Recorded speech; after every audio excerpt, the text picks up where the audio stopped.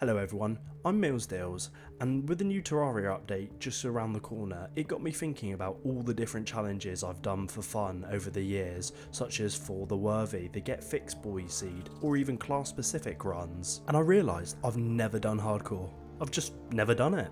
So I thought, why not record it and bring you all along for the ride as well. A couple of ground rules: we're playing on classic mode, which I haven't touched in years, but as this is permadeath, kind of want to start off easy, and no backing out to the main menu to get away from a death. The only way I could escape would be a recall. We load on into the world and instantly run over to the guide and remind him he'll never be as good as the Terraria wiki. We go full deforestation mode. Before we can finish going full deforestation mode, we get attacked by green slime, so we run at him with our copper axe, getting a measly 3 copper coins and 2 gel. We finish chopping down the rest of the trees, and then we get jumped by a gang of slimes looking for revenge, so we make our way back to spawn. We start work on what will be an absolutely lovely apartment complex for all our NPCs on this world. Definitely not just a wooden box.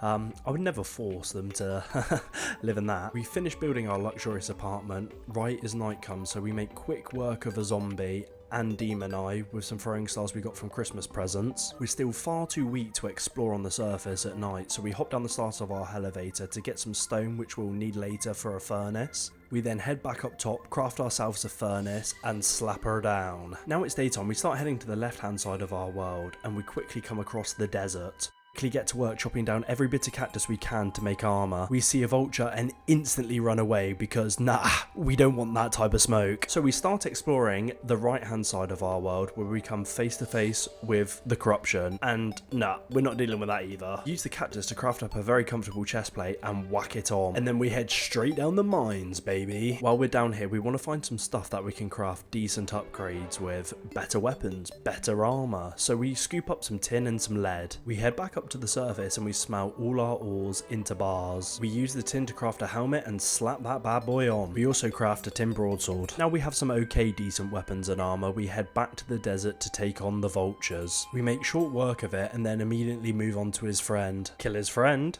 kill his friend's friend, push on and find even more corruption. So we head home again and get to work building what is probably the worst house I've ever made in this game, but the fact it's permadeath kind of scared me from actually trying anything really fancy. Now with my glorious box finished, it was time to add the finishing touches, the anvil and the furnace. We hop straight back down the mines to do some epic gamer mining on some more lead and platinum. We find a life crystal slightly submerged underwater, and still I'm not 100% sure why I decided this was the best method of mining it, but hey, first life crystal. We carry on digging down and absolutely bully this skeleton stuck in a hole.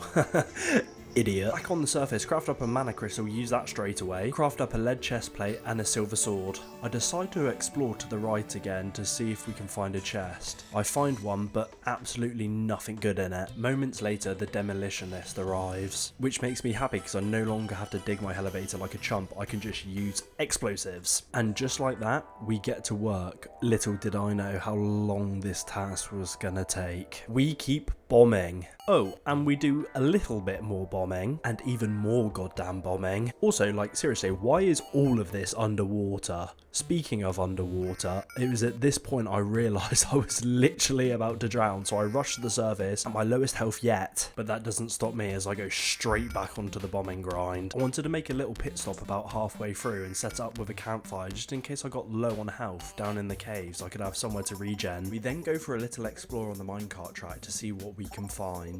We come across a skelly we slap absolutely silly with our little Christmas stars, and he rewards us by dropping us an ancient golden helmet. We found a little gem cave, mine up all the gems and open the chest and get spike shoes. Not the best accessory you can get from the underground golden chest, but it'll do for now. We resume our normal planning by continuing to bomb the living hell out of our elevator. We find a water chest, swim down, open it up and find water walking boots, which at this stage of the game is actually a really lovely accessory to have. We craft up an emerald hook and equipped, in my personal opinion, the worst pet in the game. We then run over to the demolitionist who tells us it's going to be a good day to die. I really hope not, buddy, but we'll have to see. We head straight back down our shaft to continue the never-ending cycle of bombing and bombing and a bit more bombing. We get a brief break from the bombing when we find ourselves in a spider cave. We take out the first one, then shortly make work of the second. We finish exploring the tiny spider cave and try to make our way back up our shaft, but realise it's guarded by a metric ton of spiders. So we say, nope! So we start digging a way to escape, and it leads us to find our first ever fairy. On Steam version of Terraria anyway, which led us to another life crystal. Shortly after, we find a glowing mushroom biome, where we find flippers that allow us to swim, where we find not one, but 2 life crystals. We find another water chest that has the flippers, but also has an Eye of Cthulhu summon. Head home, craft up some lead pants and slap them on, and head back down our shaft to, you guess it, carry on bombing. But I promise this is the last bit of bombing I'm going to show. Find ourselves another life crystal, and consume it. As we're heading back up, we hear screams coming from the spider's nest and find the stylist getting absolutely bullied. We slay the first spider, we then flex on the second with our incredible jump shot tactic. He's no match for us. We then free the stylist and ask her what the hell she's doing in a spider cave where she just stares back at us blankly. We then get a 2-for-1 on finding NPCs as we find the true goat of pre-hard mode, Billy Bones, the golfer. Absolutely demolish the 2 bats trying to ruin our special time. Then head back to the life crystal we passed on the way there. Oh, we very carefully disarm an explosive trap and then proceed to mine up all the ores it has on offer. I was mining some more platinum that I'd missed and I didn't realise that a load of silt had dropped onto my head. Unable to dig out, I had to recall home. Again, very close to death. We start upgrading our luxurious wooden apartment so more NPCs can spawn in, such as the stylist and the golfer we found. And just as we're finishing up, a blood moon rises. We finally craft an upgrade from the cactus pickaxe we've been using and take out some of the blood moon enemies, hoping to get something like the money trough or the wedding dress. I guess that'll do. After surviving the blood moon, we decide to keep digging down. While exploring down here, we come across a salamander. Killing him gives us the keen rally, which is a massive damage upgrade for us, and it also allows us to stay far away from killing enemies. Perfect for not getting hit. We get a notification that the wandering trader's arrived, so we walk back home to see what he's got to sell us. We and ah about spending all our money on the Master Gamer jacket and pants. In the end, we decide to spend all our money on the picture frame and the lawn flamingo. We then do something useful like making an obsidian skull and craft up the string accessory so our yo-yo can hit further. We head back down our elevator, now armed with the platinum pickaxe, which allows us to mine up demonite ore. We keep on exploring further and further down, eventually getting to the gates of hell. We take a joyride on this minecart track right on the gate of hell and find absolutely nothing. So we decide to head in the other direction, eventually leading us to another mushroom biome. We come across an underground mushroom house and we make sure to clear it out using our yo-yo. We open up the chest to find nothing but the absolute drippiest drip. While exploring the underground mushroom biome, we come across our first ever nymph, so we proceed to smash her head in with our yo-yo. While exploring, we come across a golden chest containing the Band of Regeneration, a very nice early game accessory that lets us regen our health. We then get jump scared by Tim, a rare enemy, and then proceed to absolutely, you guessed it, smash his head in with a yo-yo. We head home and with all our new demonite, we craft up the Light's Bane, getting legendary on it first try. We then charge headfirst into the corruption biome, showing all the lovely Eater of Souls our brand new weapon and what it can do. We absolutely blitz through the corruption, eventually leading us to the dungeon, and we give it a quick little check out to see what it has on offer for us, finding a chest containing a golden key, which is cool but not very helpful for now. We masterfully parkour our way down the side of the dungeon and keep exploring to the right to eventually come to the ocean, where we find probably the second most hated NPC in the game, the Angler. I wake him up and speak to him for the first and last time this playthrough. We then jump feet first into the ocean looking for sweet loot, but alas, we find absolutely nothing. So we decide to head home and explore the left hand side of the world, leading us to not 1, not 2, but 3 living wood trees. Oh yeah. We come across our first chest finding climbing claws. Okay, cool, I guess. We stumble across a living wood chest which we know is going to have some goodies in. And cool, we get a flint staff. It's not very powerful, but it's just a fun item to have. We travel further down one of the trees, eventually leading us to a golden chest which contains a magic mirror, but I don't really care because recall potions call you back way quicker. We carry on going left past the living wood trees, eventually bringing us to our jungle biome. Now all of you that have played this game already know how terrifying the jungle biome can be and how many hardcore runs, it's probably ended. But that won't stop an absolute giga chad like me, so I dive straight down into the jungle looking for a way to get to the underground. We come across a chest and find our first movement accessory, and if there's one thing you need to know about Terraria is that movement is key, so we slap that bad boy on. We get to work digging straight down in the jungle on our way to search for more loot. We find a minecart track that goes absolutely nowhere, and our inventory was pretty full, so we decide to head back home. While back at home, we open up some Christmas presents and get the dog whistle, which instantly replaces the shark. Now at this point, I was starting to feel fairly prepared for our first boss fight, which would be the Eye of Cthulhu. So I get to work building my coward pyramid ready for the goblin invasion, because they can spawn in the very first day after defeating a boss. And just like that, that's the base of the pyramid done. While crafting the final touches for the pyramid, I get hit with this message: you feel an evil presence watching you. I quickly head to my potions chest and grab all the buffs I'm gonna need for this. I do a quick final check over all my accessories and armour, and then it's time for the Eye of Cthulhu. We start off the fight by hacking and slashing him away with our Light's Bane. Now the Light's Bane is a great sword, but it's got one problem. It hasn't got massive range, so I decide to swap to the Rally, which allows me to do much more consistent damage to the eye. And when he moves in closer, I decide to swap back to the Light's Bane, which is also when I notice he's actually only doing 1 to 2 damage to us. So for the rest of the fight, we just kind of hurl ourselves at him, and just like that, we're able to get him down into second phase. Now viewers, I'd love to be able to tell you this is where the real battle begins, but to be honest with you, I'd be lying if I did say that. Carry on doing massive damage with the Light's Bane to the Eye of Cthulhu, because at this point we're not even scared of being hit by him, and then just like that he dashes into us and dies. That's it. First boss done. And I think to myself, that was relatively easy. So I ring the bell for round 2. Yeah, rip Bozo. Rip Bozo for a 3rd time. Then use our final summon to wipe the floor with him for a 4th and final time. We use all the ore he dropped to craft up a ton of Demonite bars. Then, still absolutely high on our bullying of the Eye of Cthulhu, we get to work building a platform for the Eater of Worlds. With that done, we get to work breaking shadow orbs. 1, 2, and finally 3. Eater of Worlds wastes no time charging us head first before we even have time to get to our arena. In our arena, we take a hit from the Eater of Worlds when I realise yet again it appears we can just absolutely tank the living daylights out of this guy. So that's exactly what I do, and they do say the best defense is offense. And right here we just get weird with it. One of the shadow orbs dropped a vial form, so even though I only have 4 stars of mana, we just go to town on him, swapping between the Light's Bane, the Vile Fawn and the Rally. And to be honest with you, I don't think bro knew what hit him. Now it's at this point we've killed so many of his little worm segments, we're pretty much invisible, and then we kill the final segment and that's it. Boss 2 defeated. Now if you viewer have learned anything from the Eye of Cthulhu, you know we gotta run it back. We run it back and make him catch another L, craft up a set of shadow armor courtesy of the Eater of Worlds, then start heading back to the jungle to continue exploring, before being rudely interrupted with the notification that the goblin army is approaching from the west. So we head back home and run as fast as we can to our coward pyramid. When we arrived, we found the tavern keep just chilling on our pyramid. Cool, that was a close one, buddy. Any bit more to the right and you would have been in that lava. Well, it didn't really matter because the goblins made sure he got in that lava one way or another.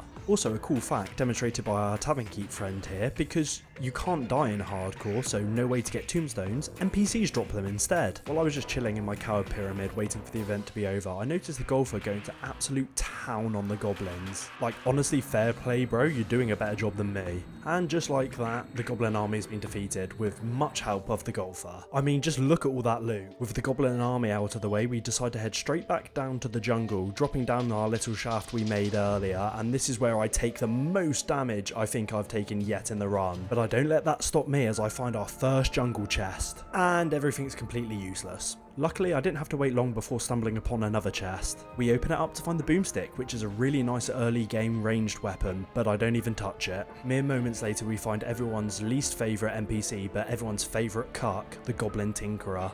I unfortunately do business with him by buying a tinkerer's workbench and some much needed rocket boots. I carried on exploring the jungle while stumbling across a massive dead man's chest. Now, if I just opened that golden chest, it would have most definitely led to my certain death. As I finish mining up all the traps and explosives, I begin to wonder to myself what type of horrors Red's been cooking up for the 1.4.5.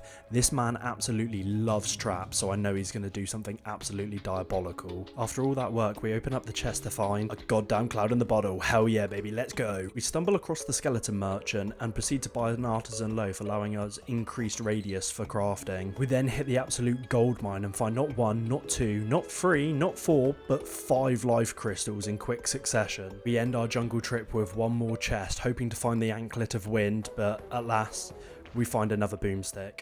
After heading back home, I noticed that the travelling merchant was getting extremely close to our carrot pyramid, and well, yep. There we go, second victim claimed. But hey, at least we get his hat. That'll come in handy later, trust me. While travelling to the dungeon to go fight Skeletron Prime, I get interrupted by a meteorite head, alerting me to the fact that there'll be a meteorite nearby. Turns out, it was right below me. Now when I tell you we waste absolutely no time at all mining up as much meteorite as possible, because meteorite makes one of the best early game armors and weapons in the whole of Terraria. Like, it's not even close. Even though it's daytime, we still head to the dungeon because I remembered when I was last here that there was a big pool of water on it. And if you didn't know, 9 times out of 10, if you find a big random pool of water, it normally means there's a sky island above you. So we start our platform up, eventually reaching the sky island. We head on inside and loot up the chest, finding the celestial magnet, aka trash. Then we head back down to the ground. Back at home, we get to work crafting up the meteorite helmet, the meteorite suit, and the meteorite leggings,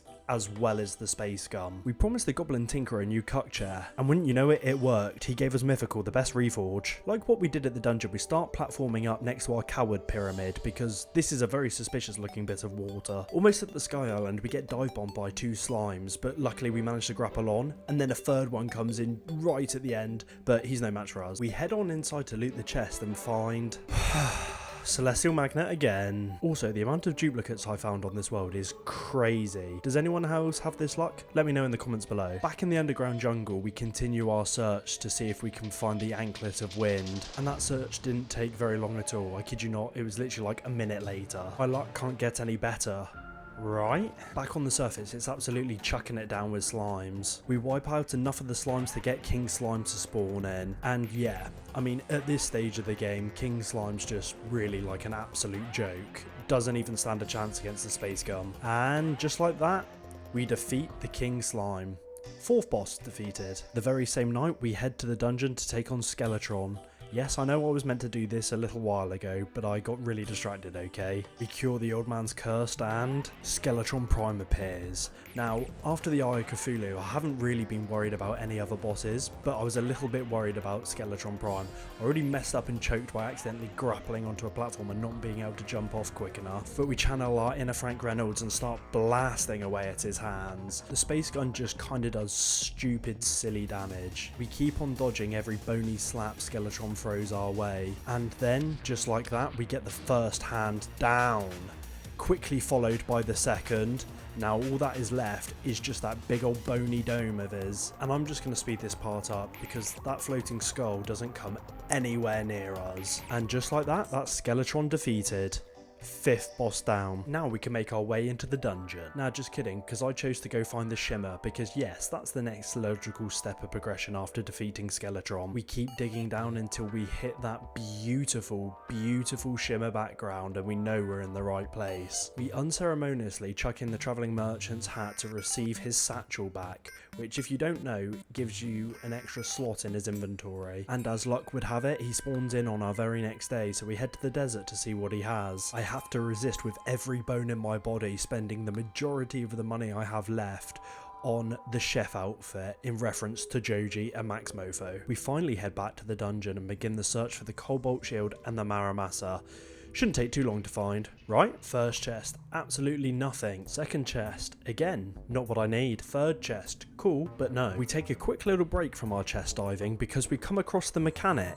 We free her and apologise that she's going to be stuck living with the Goblin Tinkerer for the rest of her life. Straight back into chest time, and yep, you guessed it, we don't get what we want. 6th that chest. Not finding the cobalt shield or the Maramasa after 6 attempts. Surely the 7th's gotta be the one. Oh my, it's beautiful. We also scoop up a bewitching table that allows you to have an extra summon. And what I'm most excited for, after I kid you not, 2.5 hours of searching this dungeon for it, I finally found, and I'm pretty sure it's the goddamn only one, the alchemy table. After using a concoction of rocket boots, cloud in the bottle, platforms and grappling hook, as well as a slow fall potion, we managed to make it to another sky island, and we find a shiny red balloon, which is really nice because it goes with a cloud in a bottle. We pop a gravity and slow fall potion, allowing us to reach another sky island. Now, am I gonna find what I'm looking for from the sky island chest? Of course not. I found the Star Fury, which is a cool sword but not what I'm looking for. We find the very last sky island on our world, and we just pray to the Terraria lords it has what I need. We open up the chest and find the lucky horseshoe. We combined it with our cloud in a balloon, allowing us to be completely immune to fall damage. We then chuck it into the shimmer to decraft it, and then we can recraft it, getting a new modifier, allowing us to completely bypass the Goblin Tinkerer. We keep on repeating this step what seems like forever, but in reality, it was only 20 minutes. Yes, only 20 minutes of chucking this into the same lake, but after all these tedious tasks it finally pays off and we're able to get warding, giving us a nice extra 4 defense because we weren't tanky enough. While finishing early mode prep, we come across our final life crystal, we consume it, and there we have it, full health.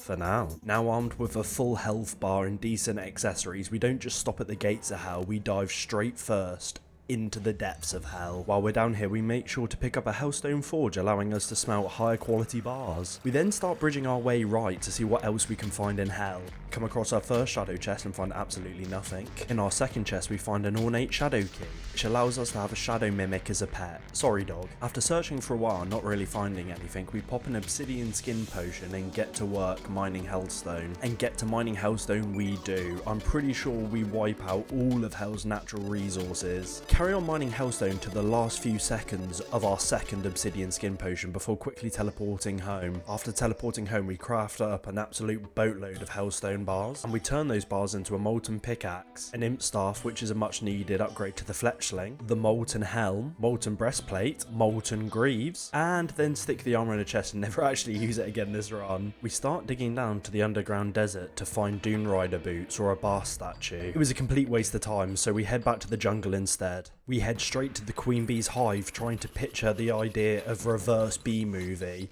with a male human and a female bee. Sadly, our offer doesn't work, as it turns out she's a massive hater of jazz. Also, side note, look at what jazz is called in the Star Wars universe. George Lucas, my guy, what did you mean by that? It's kind of crazy. I give you permission to go look at it now, but you better come back.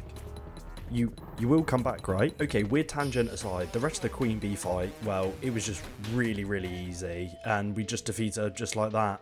Very uneventful. Now with the Queen Bee dealt with, we carry on our work building a platform across the whole of hell to fight the Wall of Flesh. We get interrupted by a voodoo demon. We take him out and get his guide voodoo doll, which we'll need for later. Back at the shimmer, I chuck in a life crystal and a mana star, and in return I get a vital and arcane crystal. Vital crystal gives me permanent health regeneration, and the arcane crystal makes it so there's less time between my mana recharges. I then realise we've never explored the right hand side of the shimmer. It leads us straight back into the jungle, and we think to ourselves, what the hell, we'll have a look. And oh boy, I'm glad we did, because we find not one, but 2 jungle ivy chests. We open up the first one and find absolutely nothing helpful, but we do notice a dead man's chest just below us, so we get to work removing all the traps safely as possible, open it up, and finally find Hermes boots. Honestly, I actually think I'm cursed. This is always one of the last accessories I find. We head straight back home to craft up the Spectre boots, instantly turning them into lightning boots, and then begin the long grueling process of shimmer reforging. All while the Goblin Tinkerer even watches us cuck him out of his job. When I thought I possibly couldn't get any happier, I managed to get warding on my third try.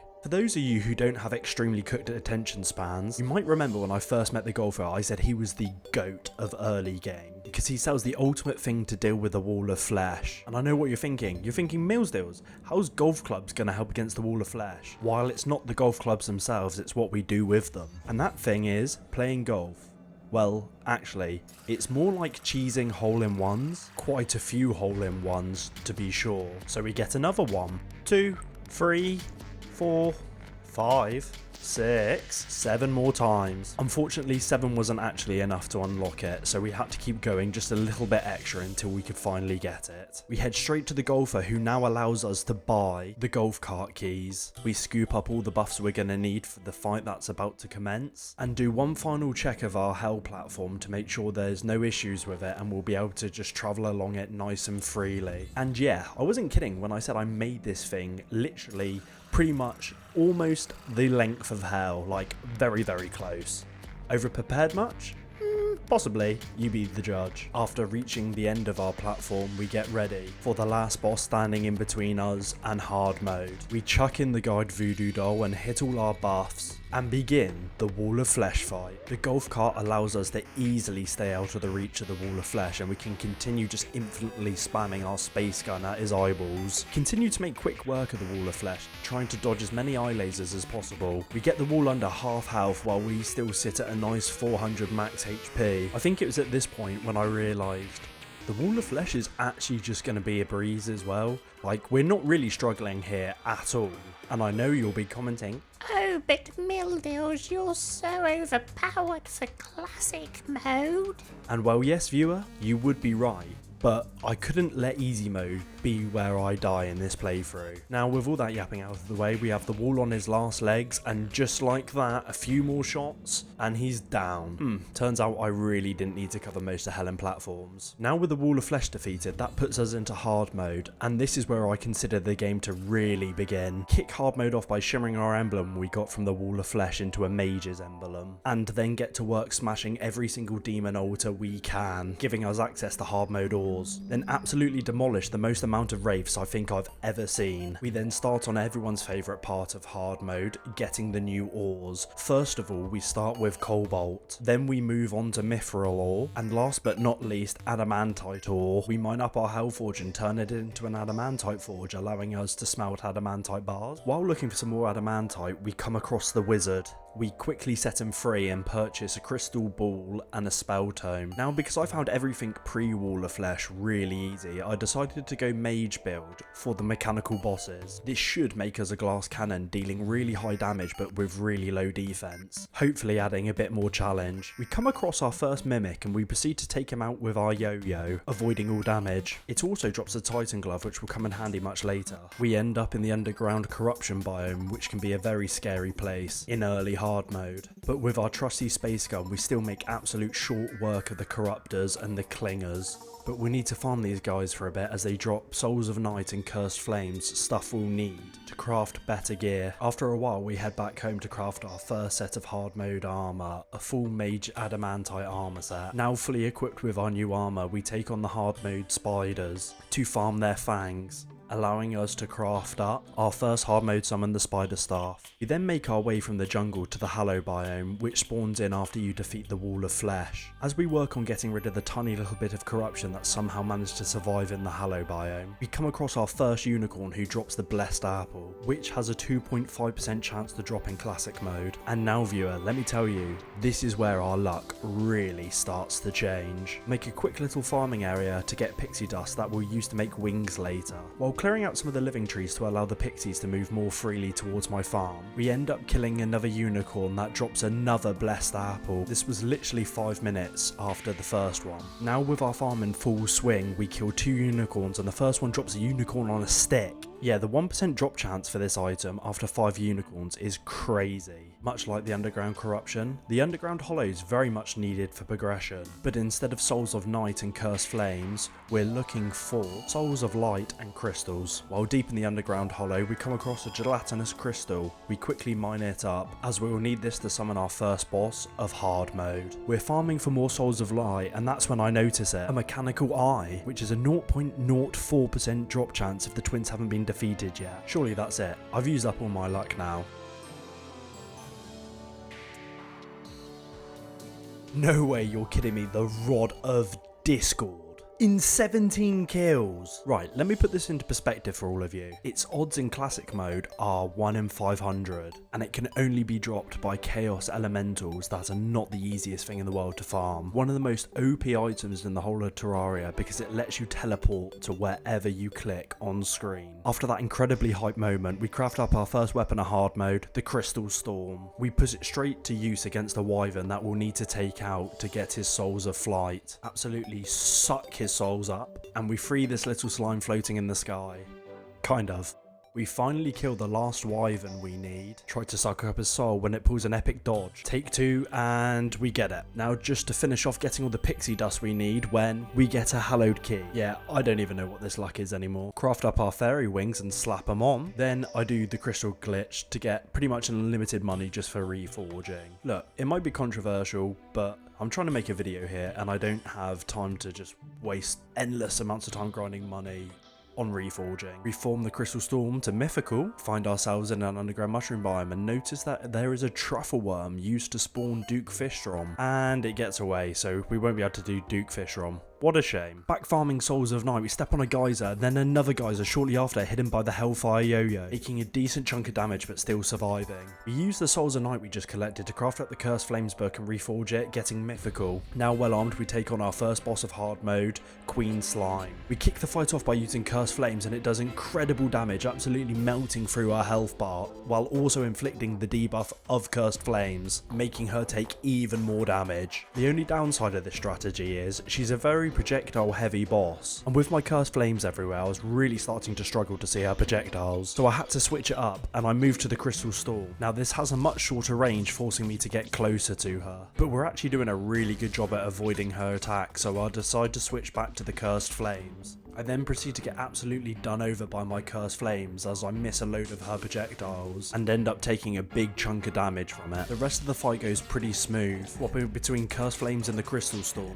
and keep chipping away at our health until we can eventually do enough damage to finally defeat our first boss of hard mode, the Queen Slime. Still hot on the defeat of Queen Slime, we build ourselves a mechanical boss arena, grab all the buffs that I'm going to need to take on our first mechanical boss, and we choose to go for Skeletron Prime first, as he is the mechanical boss that I can take down the most consistently. We get straight to it, unleashing our Crystal Storm on all his arms, while trying to focus on the Saw Blade first because it deals the most contact damage. He gets a few cheeky hits in with his pincers, and this is when I decide to switch to Cursed Flames, which is a much better call than the Crystal Storm, as the flames can hit multiple parts of his body and they do the extra burning damage. We keep spamming the Cursed Flames and eventually get down his first arm, the Saw Blade. The next arm to go is his pincer arm, taken out by my spider summons. Now he only has 2 arms remaining and they're both on a fraction of health left, so I swap back to the Cursed Flames again and get spraying, absolutely doing massive damage to his last 2 remaining arms. Off screen, one of the arms is destroyed, leaving him with just his laser cannon left, and just like that the laser cannon's gone, and then we just have to focus on his skeleton dome. Let's be honest, any form of Skeletron is an absolute joke when it's just his head left. Make sure to stay well out of reach with his head and finish him off with a little bit more of Cursed Flames, and that's it. First mechanical boss down. Without wasting any time, we go straight into Mechanical Boss 2, the Destroyer of Worlds. Yeah, that was just a really boring fight. It was over really easy. I don't really know how to make it that much more entertaining. You know how it is. It's the Destroyer.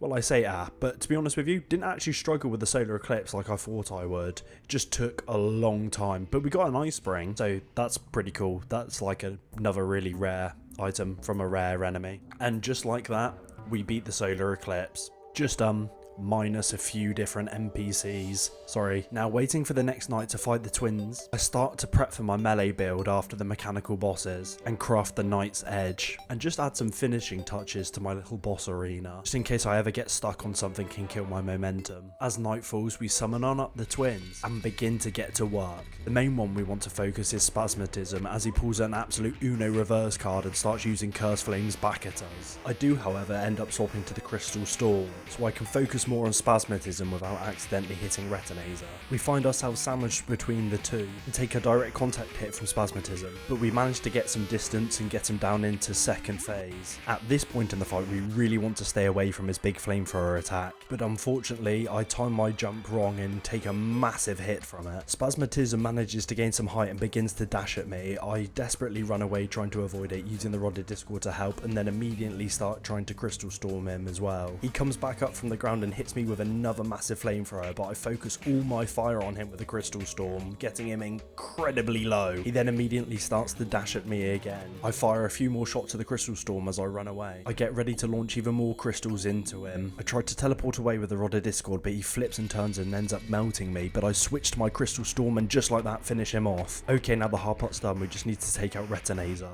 Our spiders push him into second phase and we manage to land off quite a few decent hits with the crystal storm. Now our health's starting to look pretty low and we still have a bit of time left on our potion cooldown. We managed to dodge most of the lasers successfully, and retinator only has a sliver of health left, so we use our crystal storm to land the final blows, and just like that the twins are defeated. By far I've struggled with the twins the most so far this run, and the twins kind of always intimidate me, like they get into my head psychologically, and I really did think they could have been the final hurdle of this run, but luckily we did manage to beat them. We celebrate our victory by turning our Knight's Edge into the true Knight's Edge, an absolutely goated weapon, and swap out our armour for a full set of melee hallowed. Once again head to the shimmer to throw our emblem in, turning it back into a warrior's emblem. We get to work reforging our true Knight's Edge, getting legendary extremely quickly. We summon up the destroyer and he's gone just as quick as he came. With the extra hello bars from the destroyer we craft up the Excalibur. Afterwards we head straight to the jungle, now able to mine chlorophyte ore. While on the hunt for more chlorophyte ore we end up stumbling across the lizard temple. At the entrance of the lizard temple we get to work on building a life fruit farm.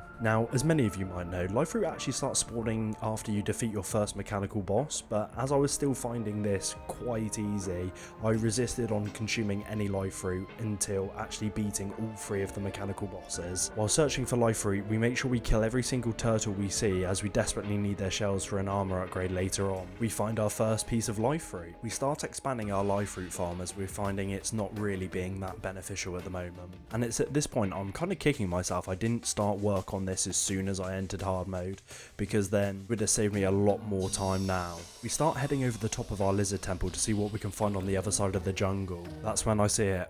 Our very first Plantara bulb. So we start laying the groundworks on what will be, eventually, our Plantara arena. With our arena now taking shape, we manage to get our second turtle shell. After working on our Plantara arena for a while, we get lucky to find not 1, not 2, but 3 bits of life fruit in our farm. We head home to sort our full inventory out, but we completely forget that the pirates were invading. So we head to our arena area and start getting to work on chopping down the pirates. And we are very quickly met with a Flying Dutchman. We kite the Flying Dutchman to the left hand side of the world, because at our arena we're starting to get overrun by pirates taking massive amounts of damage from their bullets. With our legendary true Knight's Edge we're just absolutely melting through the Flying Dutchman and he doesn't really stand a chance. As we're pushing back towards our arena, literally 30 seconds later we get attacked by another Flying Dutchman, so it's at this point we know we have to lock in, and lock in we do. Back at our arena we easily deal with the second Flying Dutchman while trying to clear the last few remaining pirates. The Dutchman comes in for one more final try, and try being the key word in that sentence as we slap his ass absolutely silly.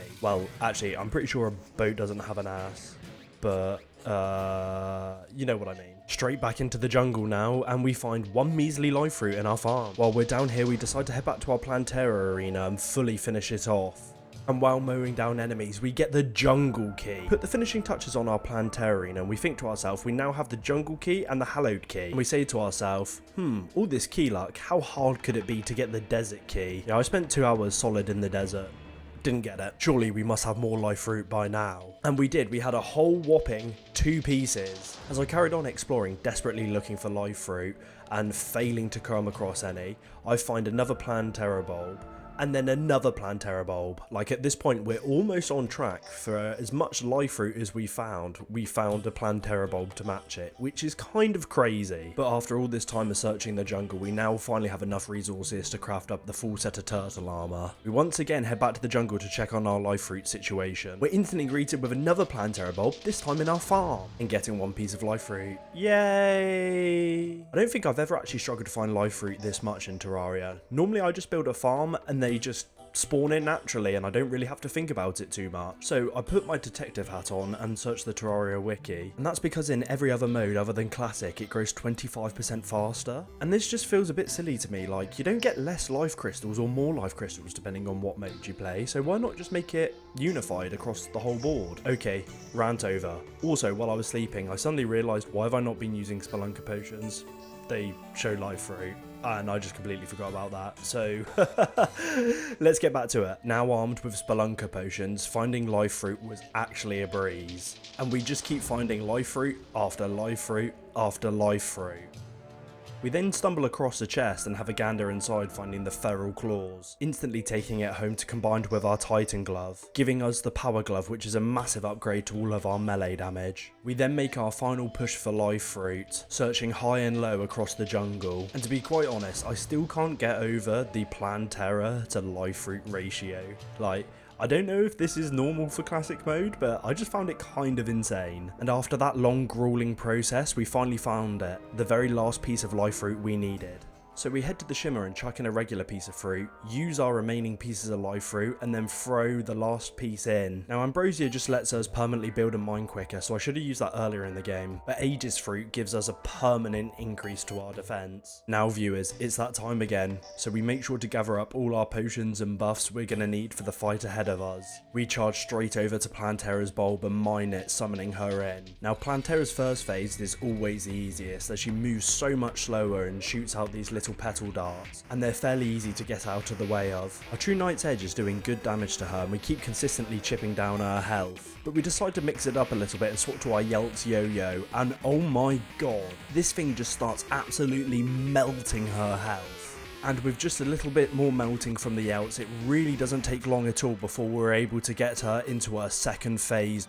When Plantara's in her second phase, she takes a lot more damage, but she's also unchained. She moves so much quicker, does so much more damage, and generally just so much more of a nuisance. Well, normally. She actually kind of moves really slow in classic mode. Like, it's not even that much faster than how she was moving before, making this fight actually one of the easiest fights in the whole run. I'm not even kidding you. And just like that, very unceremoniously, Plantara is dead. We waste no time at all diving straight into the Lizard Temple, finally being able to unlock the door. The Lizard Temple is a breeze to explore. Apart from the few enemies, I mean, the traps in here just can't really do anything, because as long as you keep your pickaxe swinging on the floor, you'll mine up any pressure plates that you might come across, rendering all the traps completely useless. Well, completely useless apart from this one that got me.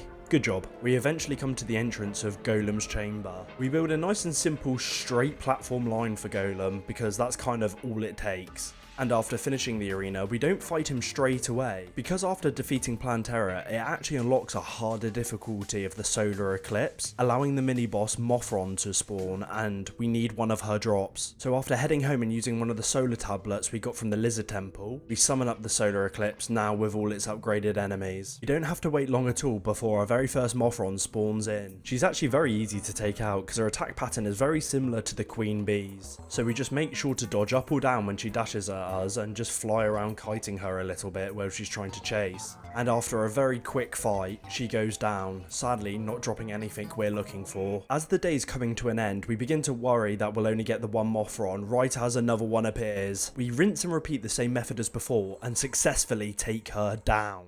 And holy loot, we don't just get the item we're looking for, we get every single item we could want from her in one single drop. We get her wings that are a really nice upgrade to our current ones, Cthulhu yo-yo, which is the best yo-yo before Moonlord, and we get the broken hero sword, which is needed to craft up the Terror Blade, and we get legendary on it first try as well. We start reforging the Cthulhu when we get godly and decide that's good enough. Golem time. And oh boy, isn't it everyone's favourite time? Honestly, nothing feels better in Terraria in my opinion than just absolutely bullying Golem. Like, he's just such a pathetic boss. He barely moves, he throws out really slow punches, and he just sits there and he's like, oh, thank you, I'm gonna try and hurt you a little bit, I've got this. And then when you get him to half health, he activates his special second phase, where his dome just detaches from his head, floats above you,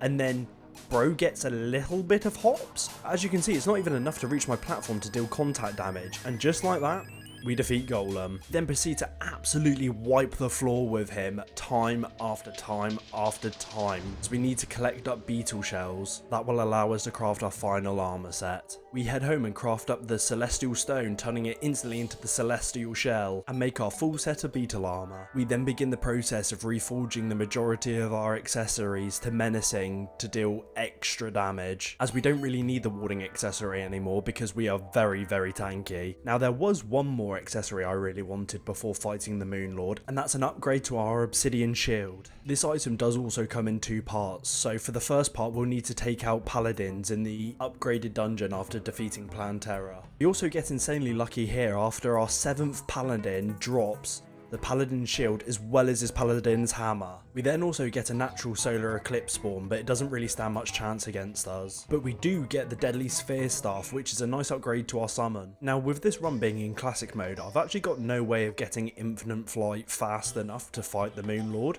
so we proceed to build a massive wooden platform bridge and pimp it out with heart lanterns and campfires. I also build a very safe AFK farm in the underground ice biome, looking out for ice turtles, as they drop the frozen turtle shell that can be combined with the paladin shield we got earlier. After about 3 hours of farming and 97 turtles later, we finally get it, the frozen turtle shell. We combined both the paladin shield and the frozen turtle shell to get the frozen shield, which is a very good defensive item. It makes us take 25% less damage when below 50% health. We have one final crack at trying to get the desert key, but we don't succeed. I guess it's just not meant to be. Grab all our buffs for the second to last time and head to the dungeon to take on the lunatic cultists. We mow them down and get ready to fight their boss. We start the fight off and instantly take a hit directly from one of his fireballs, but we don't let that phase us. We keep dodging and weaving around all of his attacks, trying to focus as much damage as possible onto him with our Terror Blade. We get him to the point where he summons 3 clones of himself. We successfully hit the right clone and begin absolutely wailing away at him again.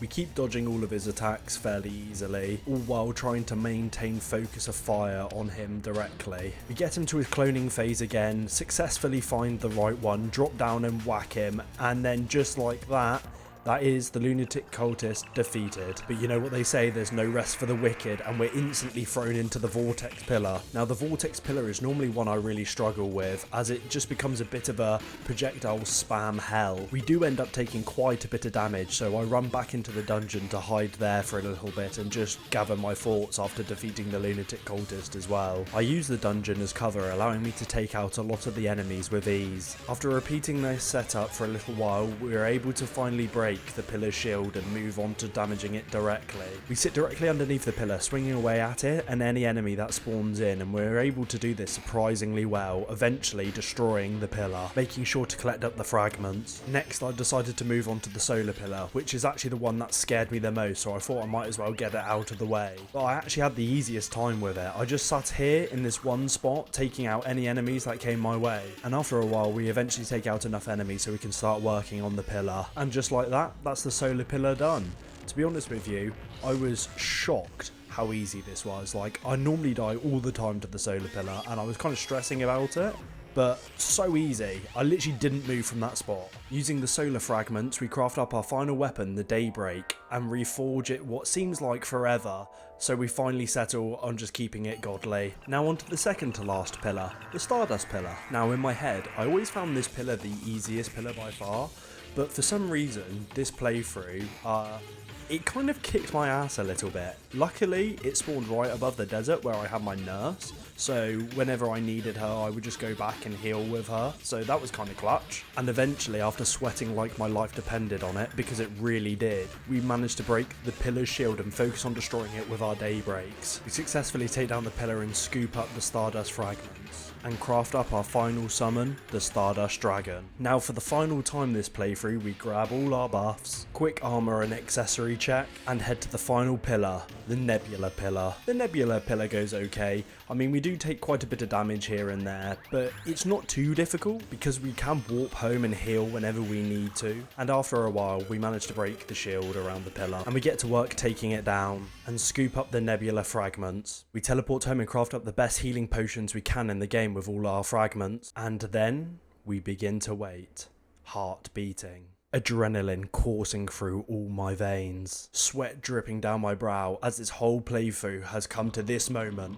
The Moon Lord. We begin the fight with our Terrorblade focusing on the top eye. He closes it, so we move on to the one on the right hand side, switching to our Daybreak and doing absolutely massive damage to the eyes. His top eye opens up again, so we focus it heavily with the Daybreak. He then does his massive eye beam blast, but we're able to easily dodge it with our Mothron wings and Rod of Discord. He eventually opens his right hand up again, and we lob so many Daybreaks in there that we're able to finally take out the first eye. We move straight onto his top eye, again managing to stack an extreme amount of Daybreaks into it. He then tries to beam us again with his eye laser, but we dodge it with ease. We almost manage to take out his top eye, but he shuts it right at the last second. He opens it up again and it doesn't stand a chance, instantly falling. So we get to work on his final eye, the left hand eye, and it really doesn't take long at all with our Stardust Dragon Daybreak chipping it down. Now the only thing that's left is the Moon Lord's heart. We keep pummeling it with a Daybreak and trying to dodge all of the Moon Lord's attacks, and not really succeeding on that front very successfully.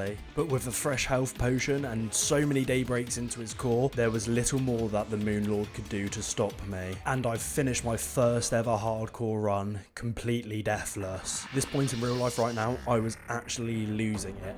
I was shaking so much from the adrenaline and screaming. Now, there's only one thing left to do.